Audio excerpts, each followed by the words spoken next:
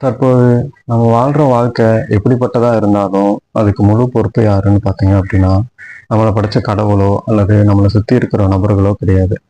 அதுக்கு முழு பொறுப்பு நம்ம தான். ஒரு செல்வ செழிப்பான வாழ்க்கை வாழ்ந்துகிட்டு இருந்தாலும் சரி, அல்லது ஒரு ஏழ்மையான வாழ்க்கைய வாழ்ந்துகிட்டு இருந்தாலும் சரி, அல்லது நம்ம செய்யற விஷயங்கள்ல எப்பவுமே வெற்றியா அடைஞ்சுகிட்டு இருந்தாலும் சரி, அல்லது நம்ம செய்யற விஷயங்கள்ல எப்பவுமே தோல்வி அடைஞ்சுட்டு இருந்தாலும் சரி, துன்பப்பட்டுக்கிட்டே இருந்தாலும் சரி, அதுக்கு முழு பொறுப்பு நம்ம தான்.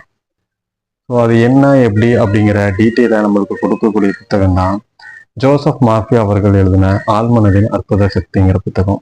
ஸோ இந்த புத்தகத்தில் என்னென்ன விஷயங்கள் எல்லாமே சொல்லியிருக்காரு அப்படின்னு நம்ம வீடியோக்குள்ள போய் பார்க்கலாம் வாங்க.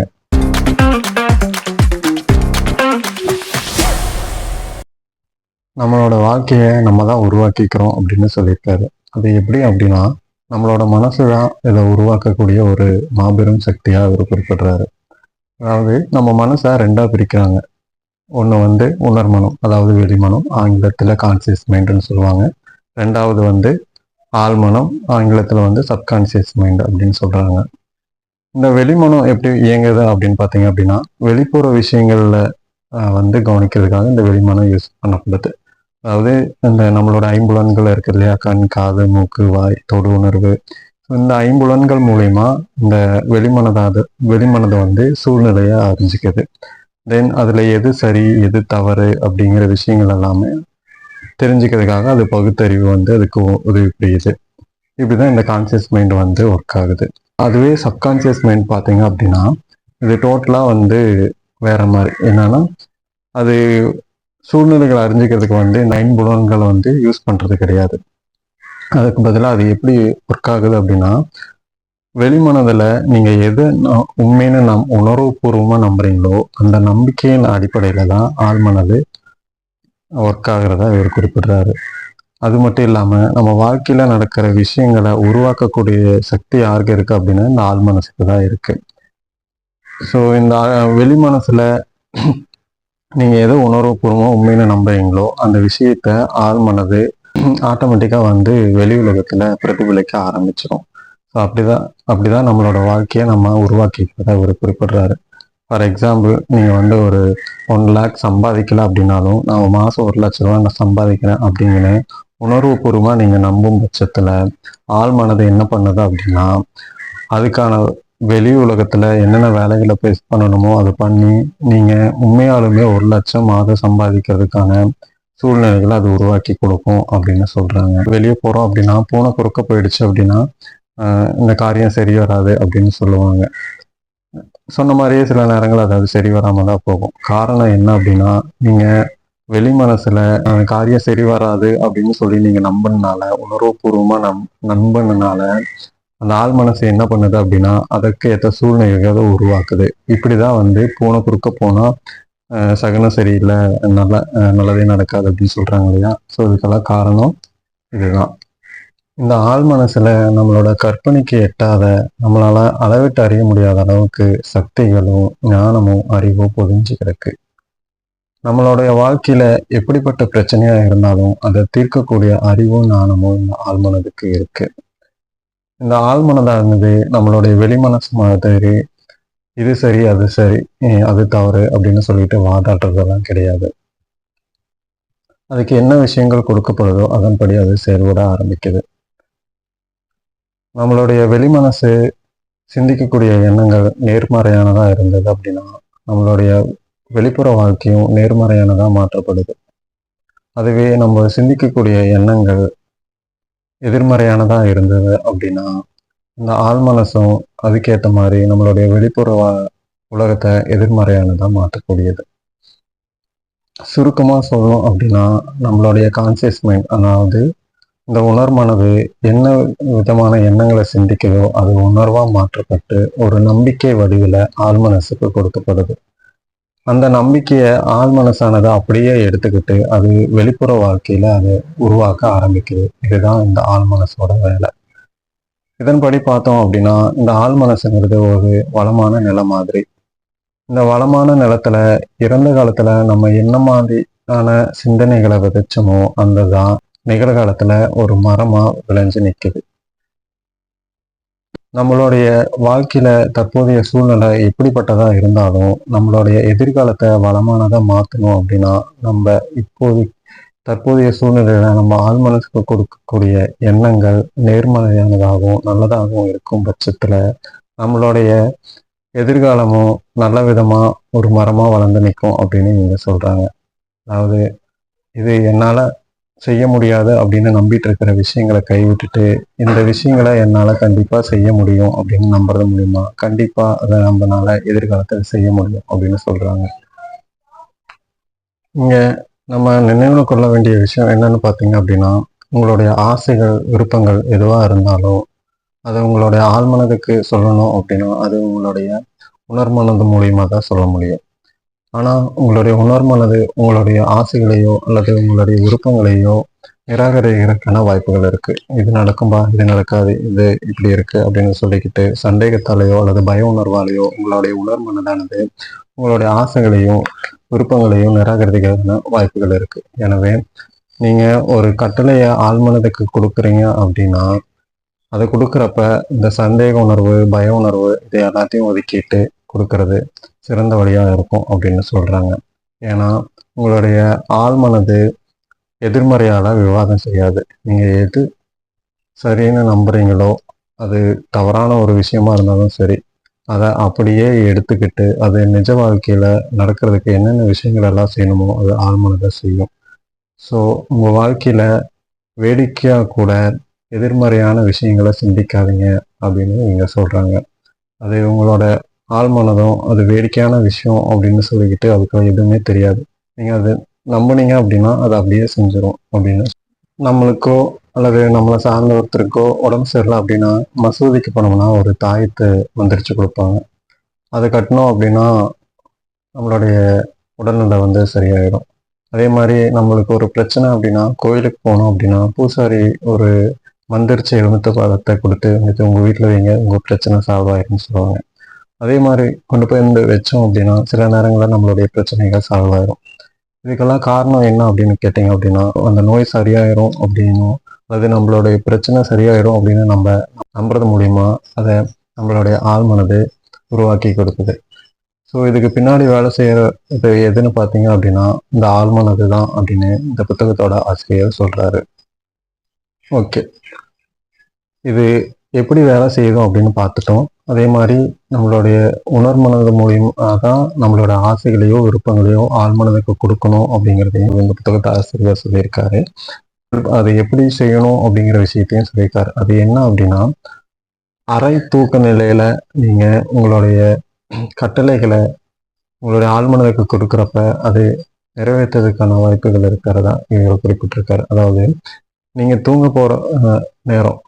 அதாவது பாதி தூக்க நிலையில இருப்பீங்க இல்லையா? ஸோ அந்த டைம்லயும் காலையில எழுந்ததுக்கு அப்புறம் ஒரு பாதி தூக்க நிலையில இருப்பீங்க இல்லையா?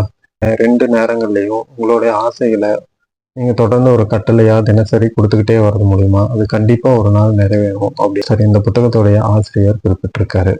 அதாவது எப்படின்னா, ஃபார் எக்ஸாம்பிள் நீங்க 1,00,000 சம்பாதிக்கணும், மாசம் சம்பாதிக்கணும் அப்படின்னு நினைக்கிறீங்க அப்படின்னா, அது உங்களுடைய ஆசை இல்லையா?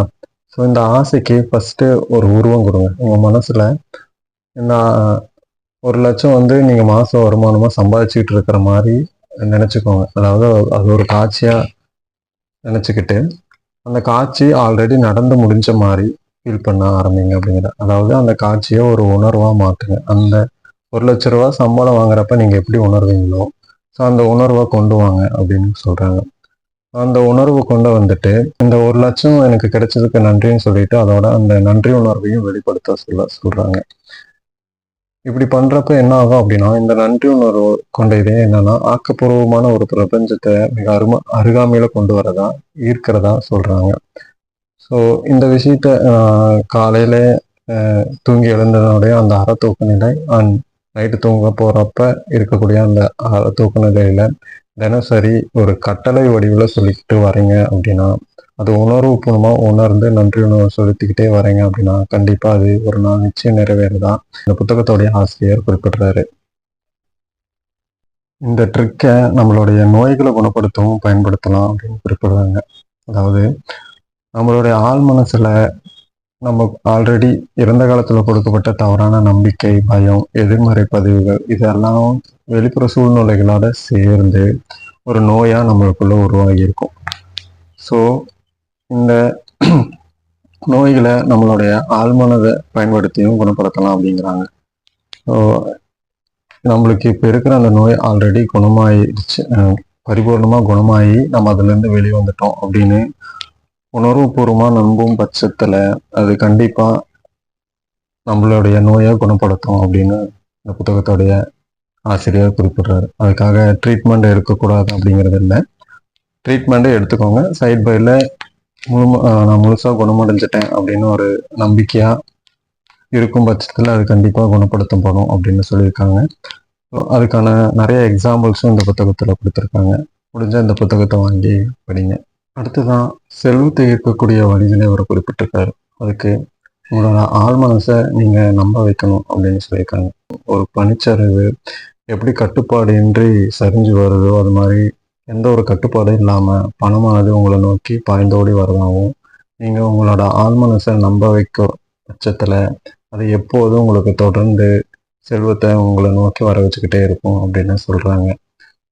இதில் கவனிக்க வேண்டிய விஷயம் என்ன அப்படின்னா, சிலருக்கு சின்ன வயசுலேருந்தே சில விஷயங்கள் சொல்லப்பட்டிருக்கும். அதாவது அதிக பணம் வந்து ஆபத்தானது, நம்மளுடைய அமைதியை கெடுத்துரும், அல்லது நம்மளுடைய தவறான வழிகளில் கொண்டு போய் விட்டுரும் அப்படிங்கிற மாதிரி விஷயங்கள் எல்லாமே சொல்லியிருப்பாங்க. அதுவும் அவங்களுக்குள்ள ஆழமாக பதிஞ்சிருக்கும். ஸோ இப்படிப்பட்ட நம்பிக்கையில் ஏதாவது உங்களுக்குள்ள இருக்குது அப்படின்னா ஃபஸ்ட்டு அதை நீக்குங்க அப்படிங்கிறாங்க. ஸோ இந்த மாதிரி நம்பிக்கைகள் என்ன அப்படின்னா உங்களை நோக்கி செல்வம் வரதை தடை செஞ்சிடும் அப்படிங்கிறாங்க. ஸோ இந்த மாதிரி விஷயங்கள் எல்லாமே நீக்கிட்டு அதுக்கப்புறமா செல்வம் உங்களை நோக்கி வரதா நீங்கள் முழுமையாக நம்பும் பட்சத்தில் அது உங்கள் ஆழ்மனதுக்கு போய் சேருது அப்படின்னா அது ஆட்டோமேட்டிக்காக செயல்பட ஆரம்பிச்சிடும். ஸோ இதில் இன்னொரு விஷயம் கண்டிப்பாக நம்ம தெரிஞ்சுக்கக்கூடிய விஷயம் என்ன அப்படின்னா, செல்வத்துக்கு மிகப்பெரிய எதிரி என்ன அப்படின்னா பொறாமை குணம் தான். அதாவது பொறாமை குணம் உள்ள ஒரு மனுஷனால செல்வத்தை ஈர்க்கவே முடியாது அப்படிங்கிறாங்க. வாழ்க்கையில் அதிகமாக சம்பாதிக்கிற ஒரு மனுஷனை பார்த்து பொறாமப்படுறீங்க, அவரை வஞ்சிக்கிறீங்க, அவரை பற்றி குறை சொல்கிறீங்க அப்படின்னா மறைமுகமாக நீங்கள் அந்த செல்வத்தை வெறுக்கிறதுக்கு ஈடாகும் அப்படின்னு சொல்கிறாங்க. நீங்கள் எப்பவுமே எந்த ஒரு விஷயத்த வெறுத்தீங்கனாலும் அதை உங்களை நோக்கி ஈர்க்க முடியாது அப்படிங்கிறாங்க.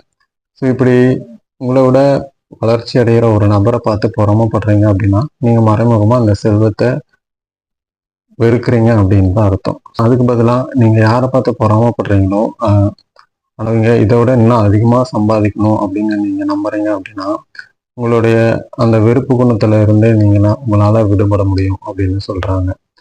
ஒருவேளை அவர் தவறான வழியிலேயே அந்த பணத்தை சம்பாதிக்கிறவரா இருந்தாலும் அதை அவங்களோட ஆள் மனசு கவனிச்சுக்கும். நீங்கள் அதை பற்றி ஓரி பண்ண வேண்டிய அவசியம் கிடையாது அப்படின்னு குறிப்பிடுறாங்க. இதில் சில கேட்டகரி பீப்புள்ஸ் இருப்பாங்க. அதாவது பணம் தான் உலகம், பணம் தான் எல்லாமே, பணம் சம்பாதிக்கிறதா என் வாழ்க்கையோட லட்சியம் அப்படின்னு இருப்பாங்க. தயவு செஞ்சு அப்படி இருக்காதீங்க அப்படின்னு சொல்கிறாங்க. அது ஒரு மனநோய். அப்படி இருக்கிறீங்க அப்படின்னா அது உங்களுடைய வாழ்க்கையோட சமநிலையை கெடுத்துரும் அப்படிங்கிறாங்க. ஒரு சமநிலையோட வாழ்க்கை வாழணும் அப்படின்னா அதில் என்னென்னலாம் இருக்கணும் அப்படின்னா மகிழ்ச்சி, மன நிம்மதி, ஆரோக்கியம், நல்லிணக்கம், அன்பு, செல்வம் இதெல்லாமே சேர்ந்ததுதான் ஒரு சமநிலையான வாழ்க்கை. இந்த சமநிலையான வாழ்க்கை வாழணும் அப்படின்னா செல்வம் மட்டுமே தன்னுடைய வாழ்க்கையோட லட்சியமாக வச்சுக்காதீங்க அப்படின்னு குறிப்பிடுறாங்க. அப்புறம் இந்த புத்தகத்தில் சொல்லப்படாத இன்னொரு விஷயம் என்ன அப்படின்னா, நீங்கள் ஆசைப்பட்ட விஷயம் எதுவாக இருந்தாலும் அது கிடைக்கணும் அப்படின்னா நீங்கள் அதை சேஸ் பண்ணி ஓடக்கூடாது. அதாவது எப்போ கிடைக்கும் அப்படின்னு சொல்லிக்கிட்டு எதிர்பார்த்துக்கிட்டு அது நோக்கி ஓடிக்கிட்டே இருக்கீங்க அப்படின்னா அது கண்டிப்பாக உங்களை விட்டு விலகி ஓடிக்கிட்டே இருக்கும். நீங்கள் ஒரு விஷயத்து மேலே ஆசைப்படுறீங்க அப்படின்னா அதுக்காக இதில் சொல்லப்பட்ட மாதிரி தினசரி காலையிலையும் நைட்டும் அந்த கட்டளையை கொடுத்துக்கிட்டே இருக்கீங்க. ஓகே, தென் அதுக்கப்புறம் அது கிடைச்சா கிடைக்கட்டும், கிடைக்கலனாலும் பரவாயில்ல அப்படின்ட்டு அது மேலே எந்த ஒரு பற்று இல்லாத நிலையில் நீங்கள் இருக்கணும். அப்படி ஒரு பற்று இல்லாத நிலையில் நீங்கள் தினசரி செஞ்சுக்கிட்டு வரீங்க, அதை நீங்கள் சேஸ் பண்ணவே இல்லை அப்படின்னா கண்டிப்பாக அது ஒரு நாள் நடக்கும். அது இல்லாமல் தினசரி இந்த பயிற்சியை செஞ்சுக்கிட்டே வந்துட்டு எப்போ கிடைக்கணும் எதிர்பார்த்துக்கிட்டு அதை சேஸ் பண்ணிகிட்டே இருக்கீங்க அப்படின்னா அது கண்டிப்பாக உங்களை விட்டு விலகி ஓடிக்கிட்டே தான் இருக்கும். ஸோ இதை ஞாபகத்தில் வச்சுக்கோங்க. புரியும்படி சொல்லணும் அப்படின்னா, நீங்கள் உங்களுடைய ஒரு வாழ்க்கை துணையாக இருக்கணும் அப்படின்னு நினைக்கிறீங்க அப்படின்னா, ஆல்ரெடி அவங்க வந்து உங்க கூட சேர்ந்ததாவோ, அவங்க கூட சேர்ந்து வாழ்ற மாதிரியோ நீங்கள் வந்து கற்பனை செஞ்சு அதை உணர்வுபூர்வமாக ஆழ்மனதுக்கு கொடுத்துக்கிட்டே இருக்கீங்க அப்படின்னா கொடுத்துக்கிட்டே இருக்கீங்க பட்சத்தில் அவங்க எப்போ என்ன நோக்கி வருவாங்க, எப்போ வருவாங்கன்னு நீங்கள் எதிர்பார்த்துக்கிட்டே இருக்கீங்க அப்படின்னா, கண்டிப்பாக அவங்க வரவே மாட்டாங்க. அவங்க கிடைச்சாலும் ஓகே, கிடைக்கலனாலும் பரவாயில்ல அப்படின்னு சொல்லிட்டு ஒரு பற்றில்லாத ஸ்டேட்டில் இருக்கிறப்ப தான் அவங்க கண்டிப்பாக உங்களுக்கு கிடைப்பாங்க. மீண்டும் வேற ஒரு புத்தக ரிவ்யூவில் சந்திப்போம். நன்றி, வணக்கம்.